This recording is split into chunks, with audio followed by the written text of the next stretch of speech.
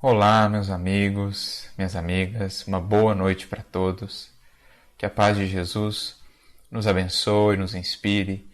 É uma alegria poder participar dessa 67ª Semana Espírita de Taubaté. A gente agradece ao convite aí na pessoa do querido amigo Carlinhos, a todos os corações queridos aí de Taubaté e de todas as partes que nos acompanham. É uma alegria a gente ter essa possibilidade de estarmos juntos refletindo acerca do Evangelho de Jesus, da doutrina espírita, que são, assim, elementos tão fundamentais para a nossa vivência, para a nossa postura espiritual diante desses momentos que todos vivemos, de desafio, de luta, para que a gente possa realmente construir internamente um clima espiritual de confiança, de fé, de esperança, de fortaleza, para que possamos seguir sempre adiante com Jesus. E é nesse sentido, então, que selecionamos uma mensagem do benfeitor Emmanuel, que está no livro Vinha de Luz, capítulo 140, com um título muito interessante, que vai justamente vir ao encontro dessa proposta de criarmos elementos internos, de nos prepararmos espiritualmente para essa boa luta, para esse bom combate da vida. Bom combate que se opera dentro de nós, sobretudo, no esforço por vencermos as nossas paixões, os nossos hábitos infelizes, o egoísmo, o orgulho, mas bom combate que também se opera diante da vida, diante dos desafios, diante das circunstâncias difíceis que por vezes nos visitam, individualmente, coletivamente, para que possamos então, melhor preparados, travar esse bom combate, vencendo a verdadeira ou buscando a verdadeira vitória. Não o vencer no mundo, mas mais do que isso, vencer o mundo, vencer o nosso mundo interior, fazendo-nos uma melhor versão de nós mesmos, vencer o mundo lá fora, o mundo exterior, com as lutas que nos apresenta, convertendo todas essas dificuldades em degraus de ascensão e crescimento espiritual. Então, essa mensagem intitula-se O Capacete, como dizia no capítulo 140 do livro Vinha de Luz. E esse título, por si, já muito interessante, nos remete a essa ideia aí de proteção, de um preparo. O capacete vai estar associado aí à segurança, à proteção, por exemplo, numa moto, num meio de locomoção, mas também vai estar associado aí a uma luta, a uma guerra, pensando aqui, claro, em uma luta espiritual, que vai demandar de nossa parte esse cuidado protetivo, esse cuidado com a segurança aí da nossa vida interior, do nosso pensamento, do nosso coração. Então é muito interessante a abordagem que Emmanuel vai trazer nesse texto e por isso julgamos seja ela pertinente para esses momentos que estamos vivendo. Porque estamos aí lutando com uma série de vibrações antagônicas, com uma série de vibrações que muitas vezes, se não temos o devido cuidado, intentam, ou quase que nos levam a descer às faixas do desânimo, do pessimismo, do abatimento, da desesperança. Estamos vivendo um momento espiritual da humanidade como um todo que impõe esses desafios e esses cuidados. E com o conhecimento que temos da doutrina espírita, da realidade do espírito, do mundo espiritual, do pensamento, do impacto do pensamento ao nosso redor, na nossa própria atmosfera psíquica, como já dizia Kardec, no capítulo 14 do livro A Gênese, quando trata dos fluidos, como os fluidos são moldáveis, são transformáveis pela força do pensamento, a gente precisa proteger muito bem essa fonte do pensamento, a mente. E daí essa figura aqui do capacete, que vai nos chamando a atenção já para esse sentido de entendimento que Emmanuel vai trazer. A gente precisa cuidar muito bem desses pensamentos, dessa fonte emissora, pensando na qualidade daquilo que nós estamos lançando em termos de influência para outros corações, para outras consciências, mas também cuidar dessa fonte receptora da nossa mente, para que a gente consiga filtrar muito bem quaisquer influências perniciosas, quaisquer influências que tendam a nos levar a esses estados, a essas faixas, né, que não são as melhores e as mais adequadas para a nossa caminhada. Então, nós todos somos emissores e receptores. Cabe-nos velar por aquilo que emitimos, renovando a nós mesmos, buscando a oração que ilumina, que renova o nosso sentir e o nosso pensar, mas cabe-nos também criar essa proteção com relação àquilo que recebemos, filtrando os impactos danosos dessas vibrações que em momentos como esse de crise, de dificuldades, de polarização, acabam nos alcançando pelos vários meios, né? Tanto pelas mídias como por um diálogo com alguma pessoa, enfim, por vários meios. E o versículo que Emmanuel seleciona para comentar então nessa mensagem é um versículo da carta de Paulo aos Efésios, no capítulo 6, versículo 17. É um versículo muito similar a um outro que está na primeira carta de Paulo aos Tessalonicenses, em que ele também fala desse capacete. Mas aqui Paulo diz: tomai também o capacete da salvação. Lá em Tessalonicenses, o apóstolo Paulo vai acrescentar uma palavrinha a mais, ele vai colocar: tomai por capacete a esperança na salvação. Lá em 1 Tessalonicenses 5, 8. Então a gente vê que são frases muito similares, mas é interessante pensarmos nessa amarração que o apóstolo Paulo faz. Ele está nos dizendo que o pensar aí na salvação ou na esperança da salvação é para nós uma espécie de capacete, ou seja, de proteção. O que ele quer dizer com isso? Antes de entrarmos na mensagem, vamos tentar entender um pouquinho essa amarração que o apóstolo Paulo faz. Primeiro, entendendo o que é salvação. O Espiritismo vai ter uma visão diferente acerca da salvação do que as concepções mais tradicionais, nos círculos cristãos. Como o Espiritismo tem aí esse entendimento da reencarnação, portanto não temos simplesmente uma existência após a qual iremos ou para o céu ou para o inferno, em algumas das concepções mais tradicionais, o Espiritismo nos mostra que somos espíritos em jornada. Já vivemos muitas vezes na matéria, estamos vivendo a presente existência e ainda viveremos muitas vezes na matéria até que um dia venhamos a alcançar a condição de espíritos puros, espíritos que, já depurados completamente da matéria, não precisaremos mais retornar à matéria, a não ser a título de missão, como por exemplo Cristo, que já era um espírito puro, mas que veio ter conosco a título de missão. Então, nesse novo contexto, a palavra salvação para nós vai ter um sentido diferente. Ela vai ser entendida como esse processo gradual nosso de libertação, de purificação espiritual que vai culminar, então, naquela condição de espíritos puros. Quando lá chegarmos, teremos, enfim, alcançado, de fato, essa salvação, porque estaremos então vivendo em comunhão com o amor de Deus, com o amor divino, com toda a sabedoria do Criador. Estaremos vivendo em perfeita harmonia com as suas leis e seremos então os seus ministros, seremos então os espíritos que recebemos as incumbências diretamente do próprio Pai, das quais somos encarregados de fazer cumprir. Essa é a definição que Kardec e os Espíritos vão nos trazer de um espírito puro, tanto no livro Céu e Inferno, capítulo 3, por exemplo, como na escala espírita, lá na questão 112 e 113 do livro dos Espíritos, por exemplo.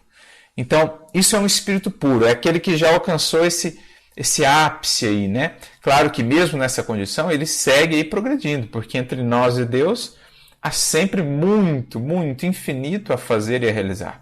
Mas ele já se libertou completamente das amarras materiais e, portanto, de qualquer aflição, sofrimento decorrentes das paixões, do egoísmo, enfim, daquilo que de fato nos infelicita.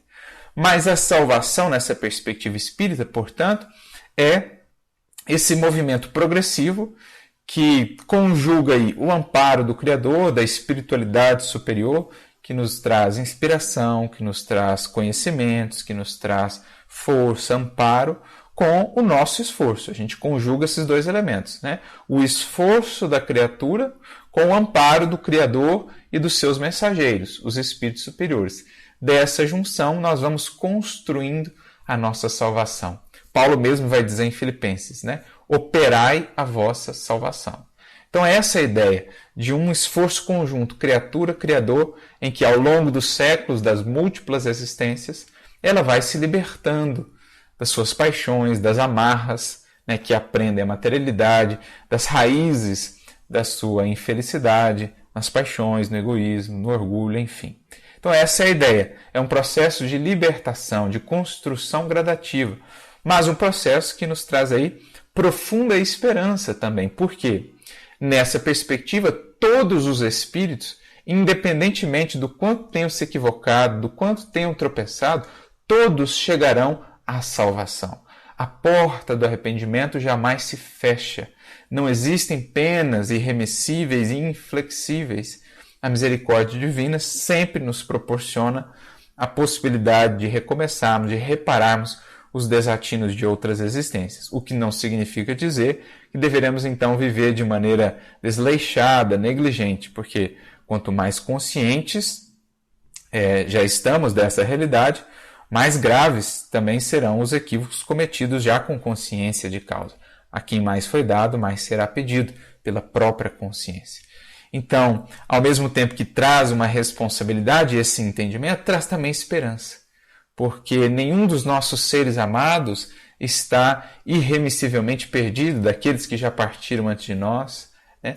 Haveremos de nos encontrar a eternidade afora para seguirmos juntos. Não há essa possibilidade de, dependendo do que um fez e o outro não fez, estarmos para todos sempre separados. Se um fosse para um lugar após a morte e o outro fosse para outro, não existe essa condição digamos assim, eterna, né?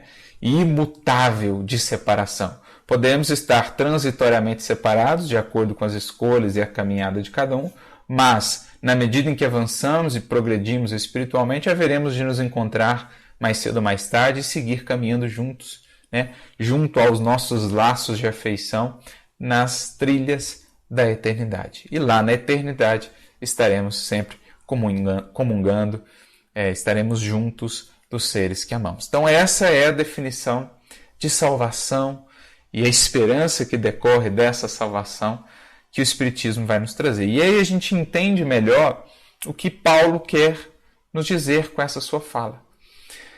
Isso é para nós esse entendimento que nos infunde esperança, que nos infunde, né, essa certeza de que o amor e a misericórdia de Deus jamais nos abandonam, de que os nossos entes queridos, que porventura tenham partido de nós, haveremos de revê-los mais cedo ou mais tarde. Não existe separação definitiva, não existe sofrimento ou penas eternas. Enfim, tudo isso infunde em nós muita esperança. Essa certeza de que seremos amparados pela espiritualidade e que todos estamos destinados à salvação. Nenhuma das ovelhas de nosso Pai, do Cristo aqui, o bom pastor da terra, haverá de se perder. Então isso é para nós fonte de profundo consolo, de profunda força para a caminhada, essa certeza de que não estamos jamais desamparados e de que sempre podemos reajustar caminhos, renovar condutas, recomeçar, né? Nos arrepender de determinados equívocos, de determinados caminhos falsos tomados para recompormos a nossa existência, a nossa jornada. E aí, nesse sentido, então, nós vamos à mensagem, ao comentário de Emmanuel, em que ele nos diz: se é justa a salvaguarda de membros importantes do corpo, com muito mais propriedade é imprescindível defender a cabeça nos momentos de luta. Então, nos momentos de luta, lá o soldado vai proteger a cabeça. O indivíduo que vai entrar aí numa moto, por exemplo, para se locomover, ele vai proteger o corpo, mas especialmente ele vai usar o capacete ali para proteger a cabeça, que é esse centro, digamos, da nossa vida aqui, que comanda, esse centro de comando na nossa existência material. Aliás, é razoável considerar que os braços e as pernas nem sempre são requisitados a maiores dispêndios de energia. Por vezes, eles estão aqui quietinhos, mais tranquilos, mais parados. Mas a cabeça, o cérebro, enquanto estamos aqui em vigília, está operando, está funcionando. Assim também o coração. Por isso, em outro momento da carta aos Efésios, nesse capítulo 6, Paulo também vai fazer referência à couraça da caridade e da fé, que protege aqui o sentimento, o coração. O capacete vai proteger aqui o cérebro, a mente, o pensamento. E a couraça da caridade vai proteger aqui o coração, o sentimento.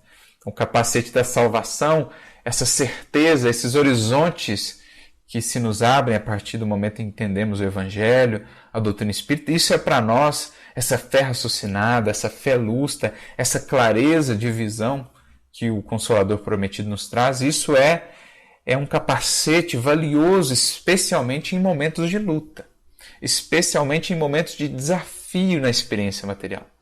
Saber que toda luta vem e passa, toda dor chega, nos ensina alguma coisa e segue o seu caminho, toda tempestade há de passar. Essa certeza de que há uma força maior regendo a vida e os destinos, que a vida aqui não é simplesmente a conjunção de forças aleatórias, não.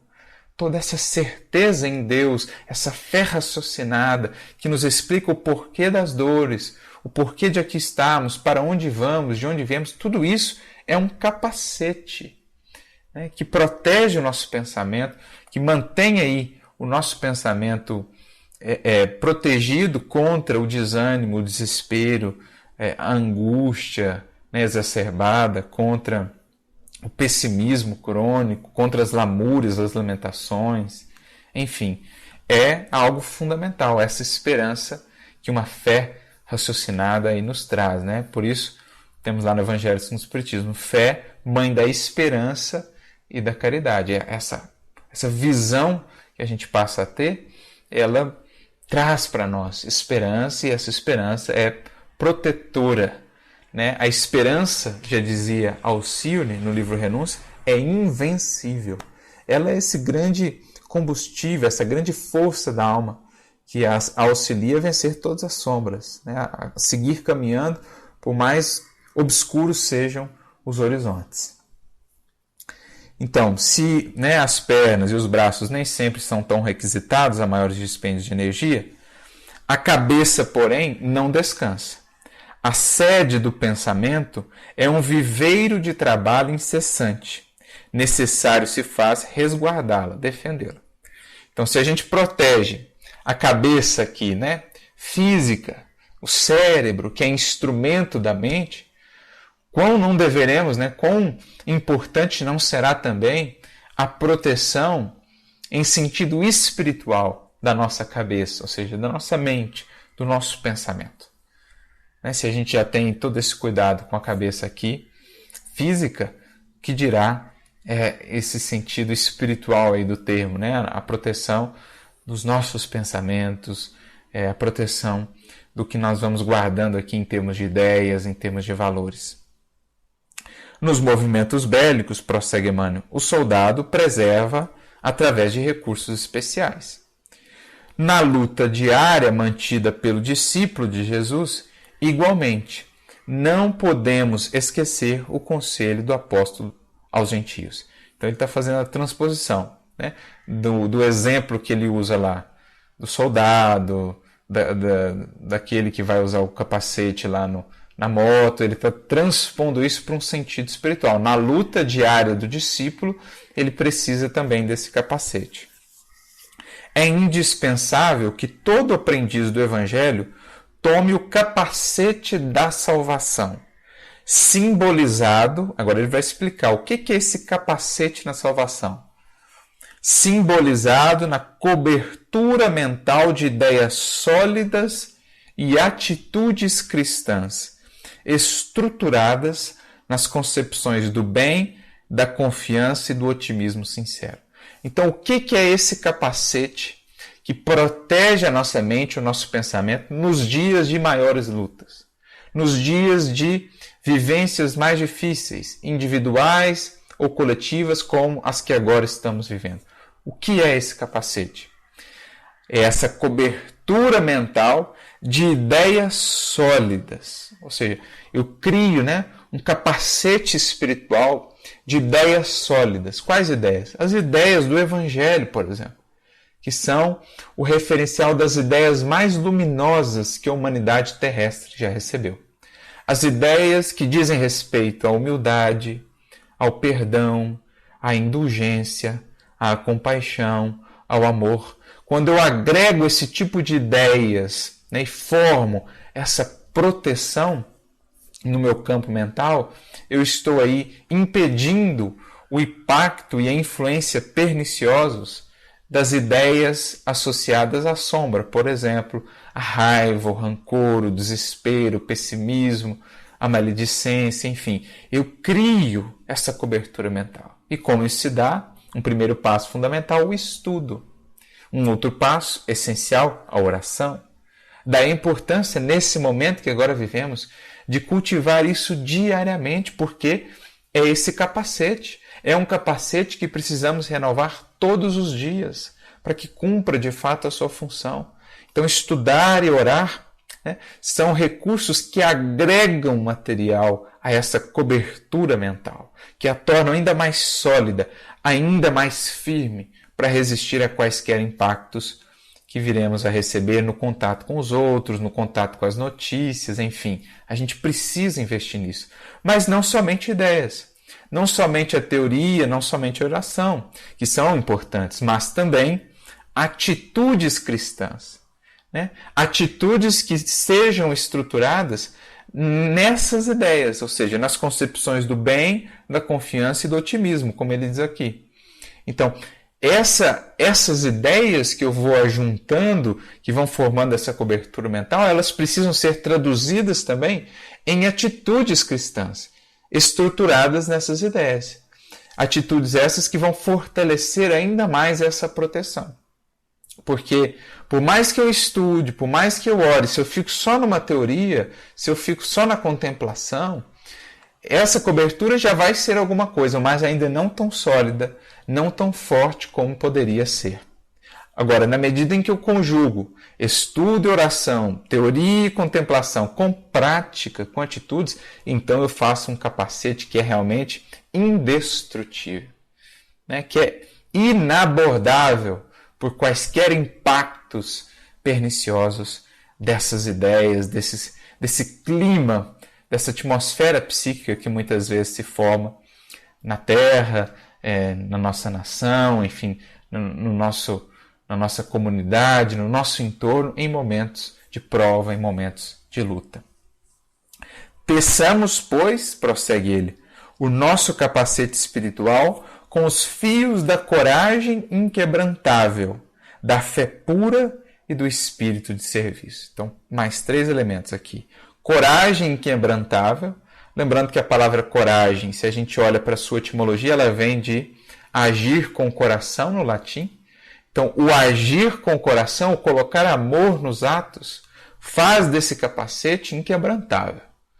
Aquele que ama é o que está mais protegido. Aquele que se torna servidor do amor é o que estabelece aí o material mais resistente para esse capacete de esperança e de força para a caminhada.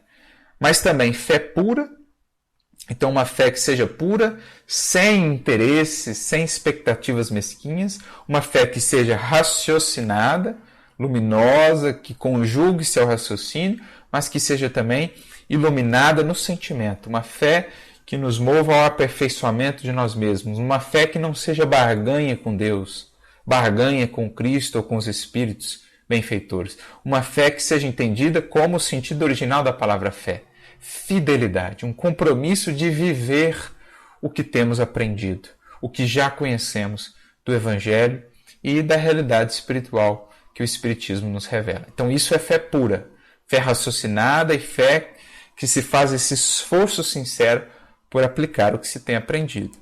E espírito de serviço.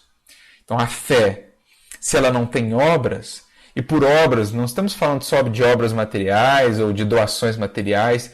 Quais são as principais obras da fé? Senão os frutos das nossas virtudes que expressamos, mais gentileza no tratar com as pessoas, mais cortesia, mais paciência, mais compreensão, mais compaixão. Isso é esse espírito de serviço, né? Nos colocar a serviço do outro. Agora que a gente está aí muitas vezes mais restrito ao ambiente do lar, ser aquele que no lar mais serve, né? Aquele que mais se coloca ali à disposição, né? Não ficar só cobrando dos outros, exigindo dos outros, ser eu que dá o primeiro passo, ser eu que busca a concórdia, ser eu que busca pacificar, ser eu que tem sempre uma palavra que acalma os ânimos, que pacifica, que acerena. Isso é o espírito de serviço. É fazer com que essa árvore viva da fé dê frutos, porque é isso que a faz de fato viva, né? Já dizia Tiago na sua epístola, a fé sem obras, sem frutos, é morta, é uma árvore ressequida.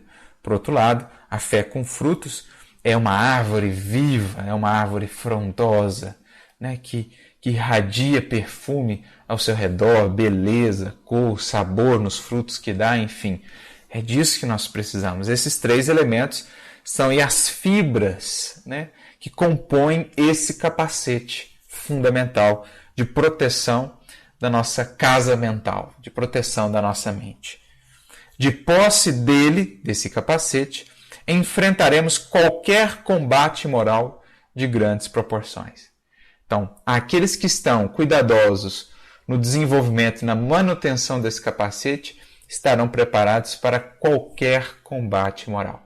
Porque o Senhor, o Mestre, nos dá sempre os recursos que precisamos para nos preparar para a luta, para o desafio. Se não os aproveitamos e a luta vem, nos colhe ali de surpresa e despreparados, aí é uma questão de aproveitamento nosso, de nossa escolha. Mas o alto sempre nos prepara, sempre nos dá os recursos. O Espiritismo aí está na nossa vida para isso, por exemplo, para que a gente se prepare para quando os embates morais chegarem, nos visitarem, a gente poder passar por eles com serenidade, com força, né? Sem nos perdermos, sem nos desesperarmos, enfim. Então é isso que ele está dizendo. Nenhum discípulo da Boa Nova ouvide a sua condição de lutador. No mundo de expiação e provas, na condição em que ainda estamos de espíritos muito imperfeitos, somos sim combatentes. Temos um bom combate a travar, não com os outros, né? Não criticando, combatendo, condenando os outros, não. Nosso principal combate é conosco mesmos, né? No plano interno do nosso coração e também com as lutas da vida, que vêm aí aferir o quanto já estamos desenvolvendo das nossas virtudes, dos nossos valores morais. Então, é um plano de luta. E se é luta espiritual, nós precisamos dessa proteção espiritual, desse capacete, dessa couraça. Nesse capítulo 6, aliás, de Efésios, nós temos ali a armadura de Deus. Paulo vai descrever, né? Vai falar dessa couraça, vai falar do escudo da fé, vai falar do capacete, da salvação. Então, ele descreve para nós essa armadura espiritual de que precisamos. As forças contrárias ao bem, meu amigo, alvejar-te-ão o mundo íntimo, através de todos os flancos. Defende a tua moradia interior. Então, em momentos como esse, de desafio, em que a psicosfera da Terra fica mais complicada, os espíritos que ainda lutam contra o bem, que ainda intentam nos prejudicar, vão buscar ali brechas, vão tentar fazer com que nos mantenhamos estagnados, vão tentar nos levar a essas sintonias mais inferiores, menos dignas. Então a gente precisa estar atento, né? Não só com as lutas que a vida mesmo nos impõe, mas também com essas influências. Examina o revestimento defensivo que vens usando em matéria de desejos e crenças, de propósitos e ideias, para que os projéteis da maldade não te alcancem por dentro. Então, para que essas influências, tanto de espíritos encarnados, como daqueles outros encarnados muitas vezes, que vão nos convidar aí às tentações, à livre vazão das paixões, aos equívocos, aos desequilíbrios, para que a gente não deixe se envolver, não se deixe envolver por esses arrastamentos, por essas sugestões. Então analisemos que tipo de propósitos, ideias, desejos e crenças estamos cultivando, porque é desse material, dessa matéria-prima, que elaboraremos para nós um capacete firme, sólido ou ainda algo muito frágil que não será capaz de nos proteger diante das lutas maiores. Que nesse quadro, portanto, de bons combatentes que somos com Jesus pela vitória sobre nós mesmos, para que possamos de fato alcançar mais um passo nessa salvação gradativa, que possamos realmente investir nesse cuidado, nessa proteção, pelo estudo, pela oração, pelo trabalho no bem, pelo exercício do amor, da indulgência, do perdão, para que a gente possa de fato se fortalecer e se preparar para lutar o bom combate e dele sairmos vencedores. Que Jesus, portanto, nos inspire a todos, Paulo também, e que saibamos conservar portas adentro do coração a paz do Cristo, que é esse maior tesouro, o maior de todos, que poderemos trazer conosco jornada fora. Que Ele nos abençoe sempre na caminhada, muita luz e muita paz para todos.